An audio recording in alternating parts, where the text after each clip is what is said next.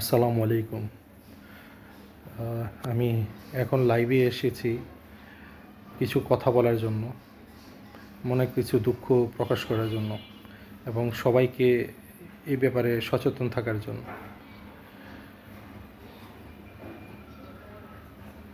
আমরা মনে করেছিলাম যে নতুন সরকার আসার পরে আমাদের মাথার উপর থেকে বিশাল যে অরাজকতার জঞ্জাল উড়ে যাবে, কিন্তু আসলে আমরা তার ফল কতটুকু পাচ্ছি তা আমরা হাড়ে হাড়ে টের পাচ্ছি।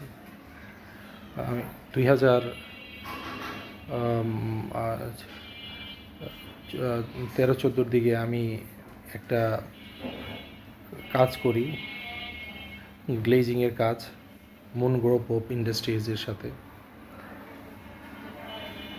ওনার বাসার কিছু গ্লাসের কাজ করি, 15 মিলি ফ্রেমলেস ফিক্স সিস্টেম। টোটাল কাজের ভলিউম ছিল 15,37,000 টাকা অ্যাকচুয়াল ভ্যালু। তা থেকে ওই লোক আমাকে মাত্র 7 লাখ টাকা চেক দিয়েছে এবং চেকের বাকি টাকা উনি ওনার চেতে গেলে উনি বলে যে উনি জেলে আছেন, টাকা দিতে পারবেন না। ওনার ম্যানেজার মোস্তাফিজুর আমাকে এবং আমার কলিগকে এটা জানায়। তো আমরা বিগত অনেক বছর ধরে প্রায় 11 বছর ধরে ওনার অফিসে যাওয়া আসা করছি। প্রতি ঈদে, রমজান ঈদে, বকরি ঈদে আমরা ওনার অফিসে যাওয়া আসা করি আমাকে টাকা দেওয়ার জন্য। আমি বারবার ফোন করি, ওনারা একই কথা, মালিক দিচ্ছে না এইসব করে আমাদেরকে ওখান থেকে চলে আসতে হয়। এখন এই জুলাই অভ্যুত্থানের পরে যখন সরকার পরিবর্তন হলো, তখন আমরা চিন্তা করলাম যে না, এটা ওই লোক অনেক প্রভাবশালী ছিল, শিল্পপতি ছিল, তা আমাদেরকে এতদিন বিভিন্ন প্রভাবে এ টাকা দেয় নাই। তো আমরা এই নতুন ব্যবস্থায় আমরা ওনার কাছে টাকা চেতে পারি কি না। এখন যখন ওনার কাছ থেকে আমরা টাকা চাওয়ার জন্য যাই ওনার অফিসে, আমরা বলি যে আপনি যদি আমাদেরকে টাকা না দেন তবে আইনি পদক্ষেপ আমরা নিব। এবং কয়েকজনকে আমরা তাদেরকে বসার জন্য আমরা বলি যে আপনি আমাদের সাথে বসেন। ওনাদের অফিসে তাদেরকে বলি যে আমাদের সাথে বসার জন্য, যে বসে এটা ফয়সালা করার জন্য, আমার টাকাগুলি দেওয়ার জন্য। তো ওই লোক টাকা তো দেয় নাই। পরে থানায় আমরা ওসি বরাবর একটা লিখিত আবেদন জানাই, কিন্তু ওসি সেটা জিডিতে রূপান্তর না করে এটা তদন্ত আকারে ওনার অফিসে যায় এবং পরবর্তীতে ওনাদেরকে বলে যে আইসা এটা একটা ফয়সালা করার জন্য।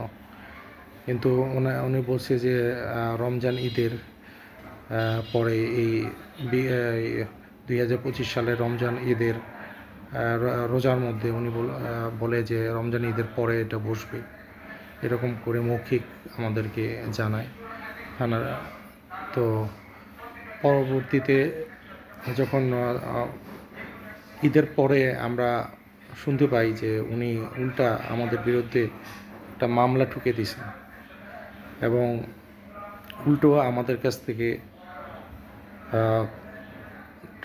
আমার যে সাইন করা, আমার কলিগের যে সাইন করা 7 লক্ষ টাকা পাশে সে সাইন করেছিল, তার উপরে খালি পেজের ভিতরে আরও দুইটা লাইন, একটার মধ্যে 20 লক্ষ, আরেক জায়গায় 15,000 টাকা সে নগদ যোগ করে এবং নিচে টান দিয়ে আমার 7 লক্ষ টাকা আর সে অতিরিক্ত 20 লক্ষ টাকা, 15,000 টাকা মিলিয়ে 27,15,000 টাকা সে আমাকে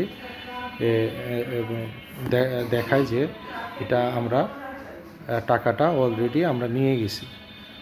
কিন্তু মানে এটা করে আমাদেরকে সে মামলা করে এবং আমরা তার বিরুদ্ধে পরবর্তীতে আবার গুলশান থানায় গিয়ে আমাদের আগেই গুলশান থানায় একটা নোটিশ করা ছিল যে আমরা টাকা পাই সেই ব্যাপারে।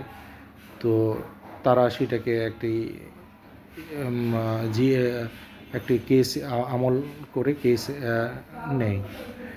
তো কেস নেওয়ার পরে এটা তদন্ত আকারে ছিল। তো তদন্ত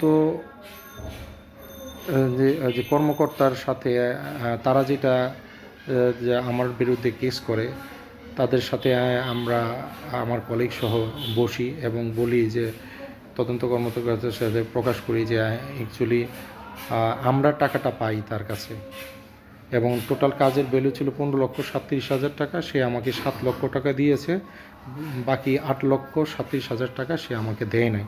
এই 8,37,000 টাকা, এই অল্প টাকার জন্য সে আমাকে 11 বছর ঘুরাইছে এবং এখন পর্যন্ত সে টাকা না দিয়ে উল্টো আমার বিরুদ্ধে সেই টাকা যেন না দিতে হয় তার জন্য উল্টো মামলা করছে। তো এত কিছু বলার সত্ত্বেও সে সেই থানার এসআই বলছে যে না, আমরা আপনাকে বসিয়ে দেব, ওনার সাথে বসিয়ে একটা ফয়সালা করবে। পরে আমরা যখন পরবর্তী জানতে যাই যে না, ওনার সাথে কি বসার ব্যবস্থা কি হয়েছে, তো উনি আমাদেরকে বলে যে আমাদের সাথে সে বসতে রাজি না এবং সে তাকে তার ঊর্ধ্বতন কর্মকর্তা পুলিশ